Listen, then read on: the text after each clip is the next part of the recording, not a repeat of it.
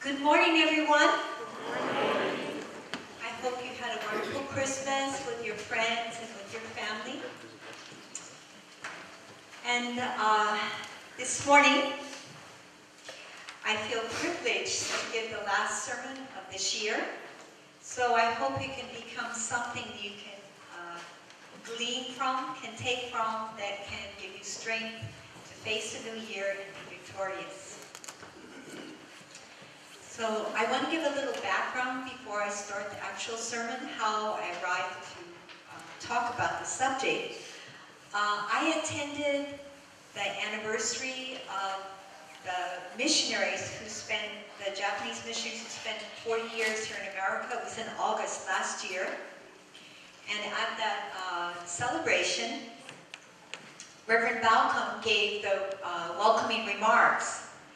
And it's what he said in his welcoming remarks, which is inspiration for this sermon.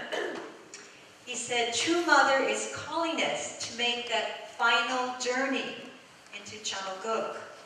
However, we sometimes think, like grasshoppers, we feel we're not up to the task." So this started me thinking about an earlier sermon I heard many years ago, where someone was talking about the Israelites following Moses into the desert. And the person who was speaking said, soon after they started their journey in the desert, the Israelites began to groan and moan and complain and say they missed their pickles and onions. Now, I don't know if they really, pickles and onions were so special to them. It may have been food they ate as slaves in Egypt.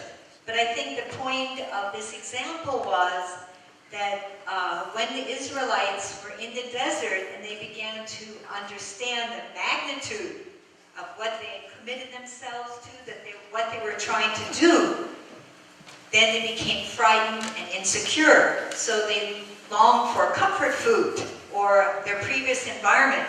Even though being a slave was not so great, it was very difficult and they suffered a lot. Still, it was a familiar environment and they had food. So for us too, sometimes when we're faced with new and greater challenges, we feel we're not up to the task.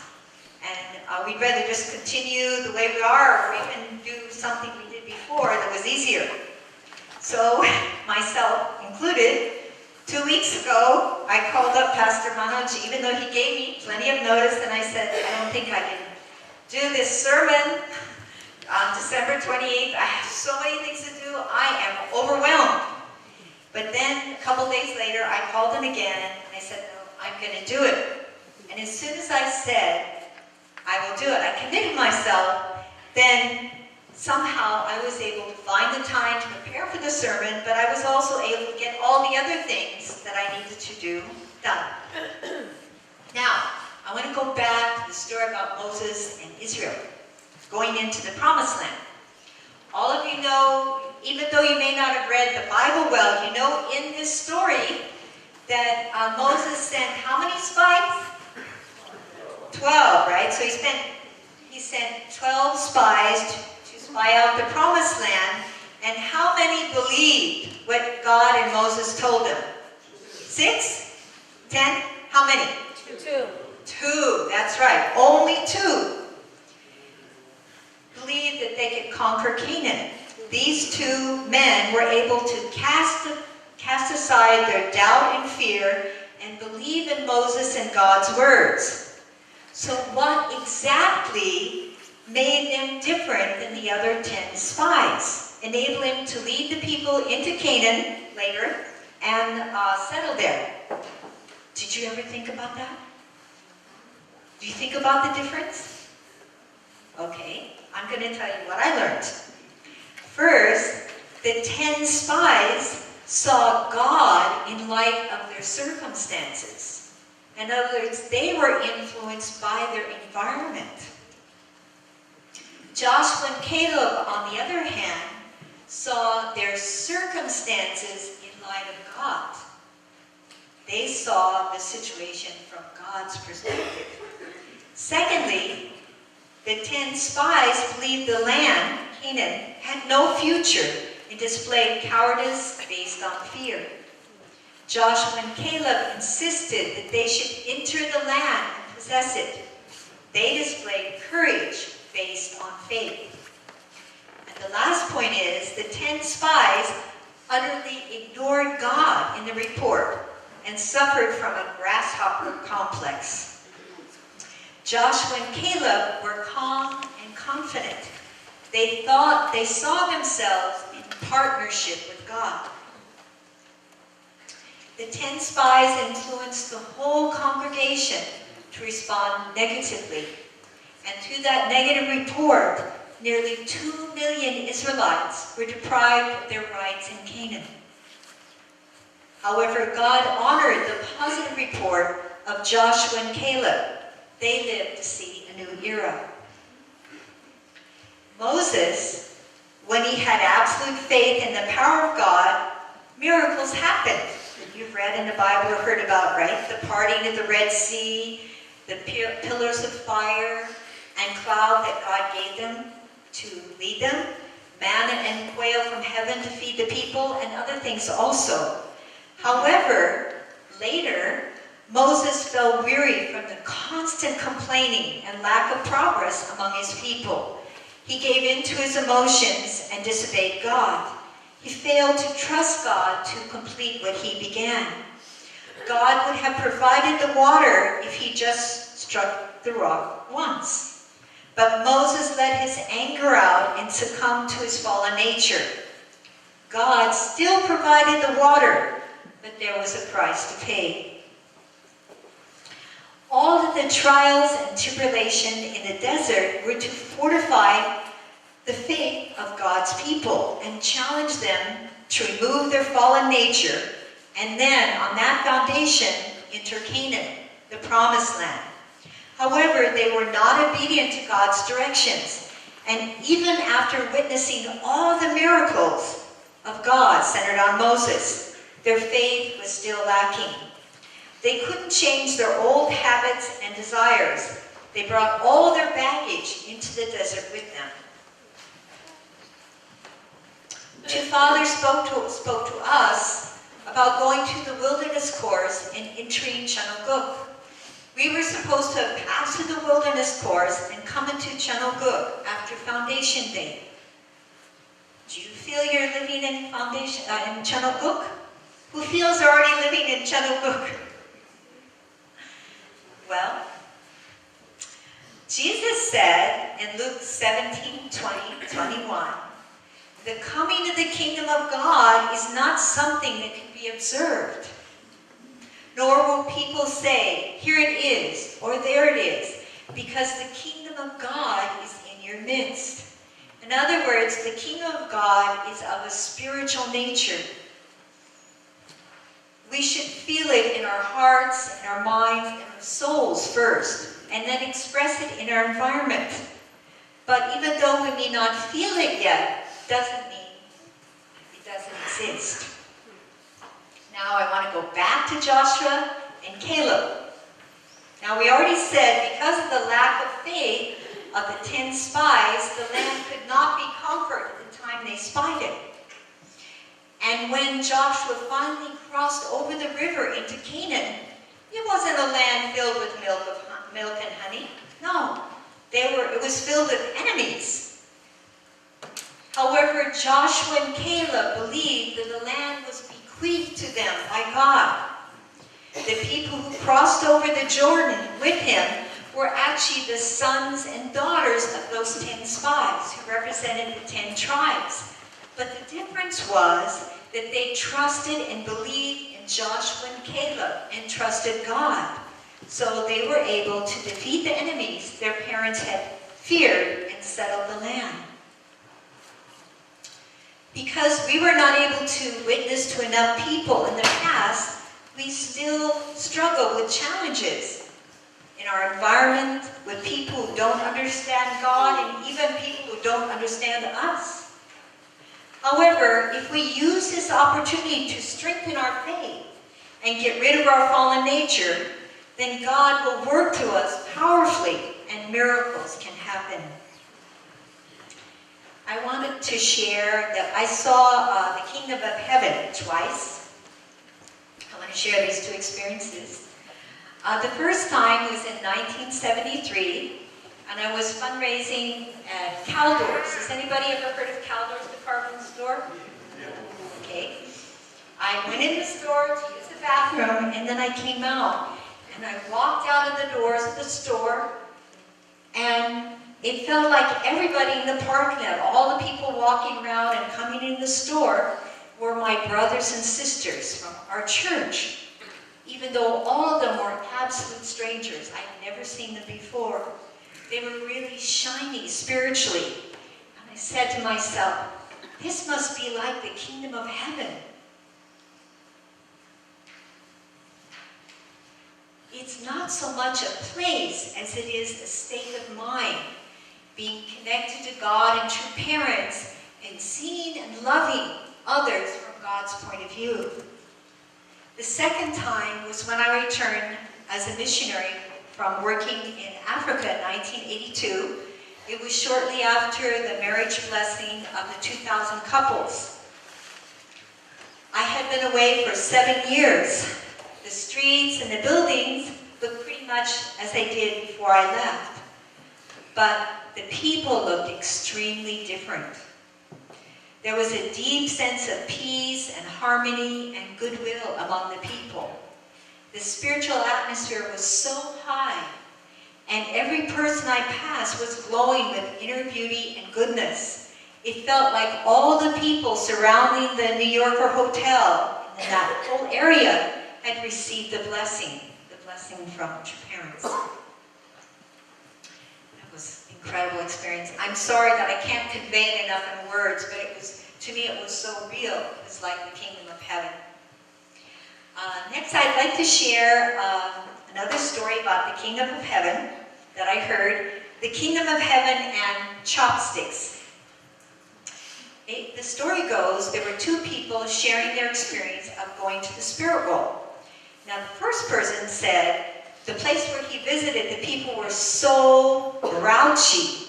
They were always hungry and fighting over the food in meal times. They ate with very long chopsticks, and it was very hard to get the food in their mouth because the chopsticks were just too long. The other person looked at him puzzled and said, the place that I visited was very different. Everyone was pleasantly plump, and they were always kind and generous. They fed the person sitting across the table from them. The chopsticks were long, the same length as the chopsticks in the other place, but they were just the right length to feed the person across the table.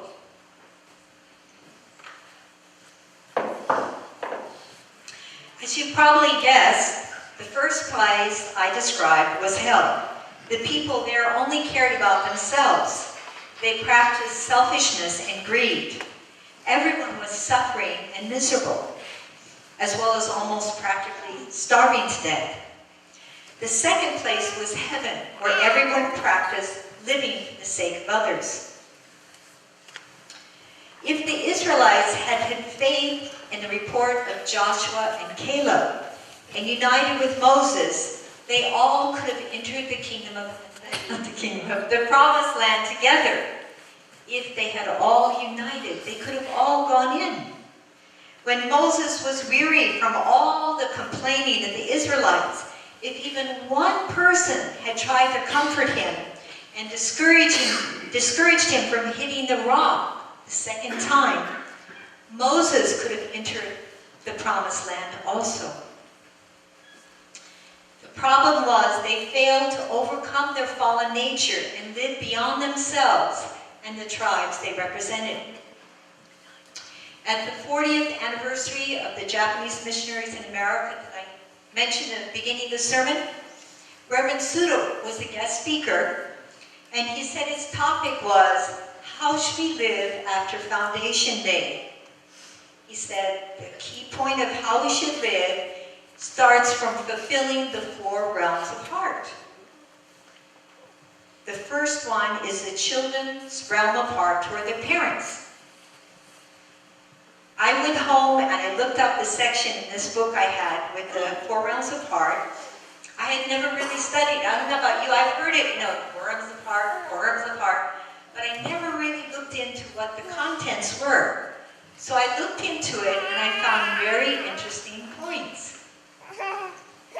The children's realm of heart is about developing the qualities of openness, trust, and obedience. If you think about that, that's the attitude we should have toward 2 parents. That's the foundation for everything. To trust and obey, be open to God and to parents. And then next was the realm of fraternal love, the fraternal realm of heart. Let me say it correctly. The fraternal realm of heart. In other words, the love between brothers and sisters. Now, this is a very important point too, because it says this is where we learn how to love our brothers and sisters from God's point of view. Isn't that important? It's very important, right? Also, it's the realm where the heart expands, the children's heart, on the foundation of the children's realm of heart. Our heart expands to respect the value of others by developing the virtues of empathy, caring, tolerance, and cooperation. And then on the foundation of perfection of that level, then the conjugal realm of heart is developed between husband and wife. It's supposed to follow on the perfection of the children's realm of heart and the fraternal realm of heart. And that is the heart to respect our parents and to feel responsible to help our parents.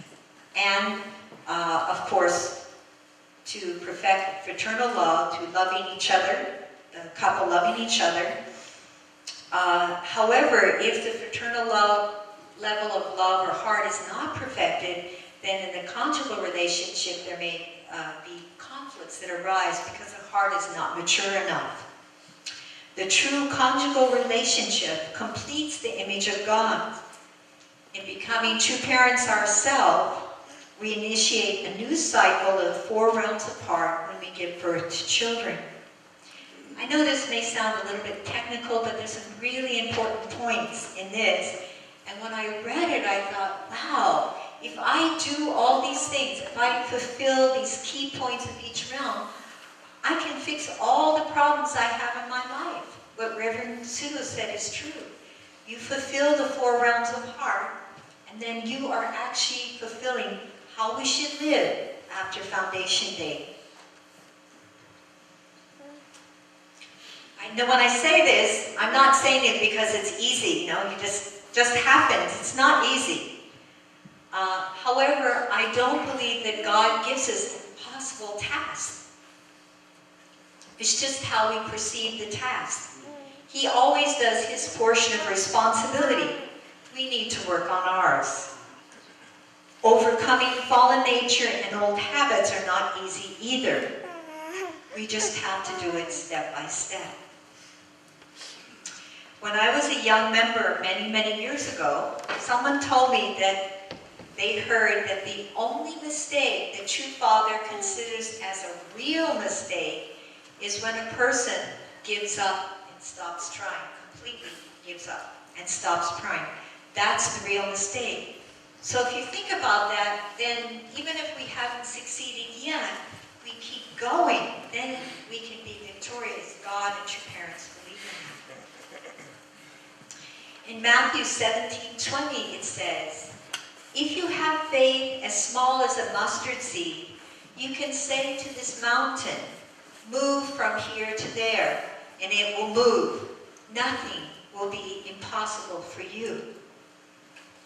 If we can do that, if we can think like that, then we can make the final journey together into Chanukuk that True Mother is hoping that we will do. Let's start by perfecting the first realm of heart, the children's realm of heart, our love toward 2 parents, so we can see and love our brothers and sisters as God and true parents see them. Then we can leap forward into 2014 with a victorious spirit. God bless you and happy New Year.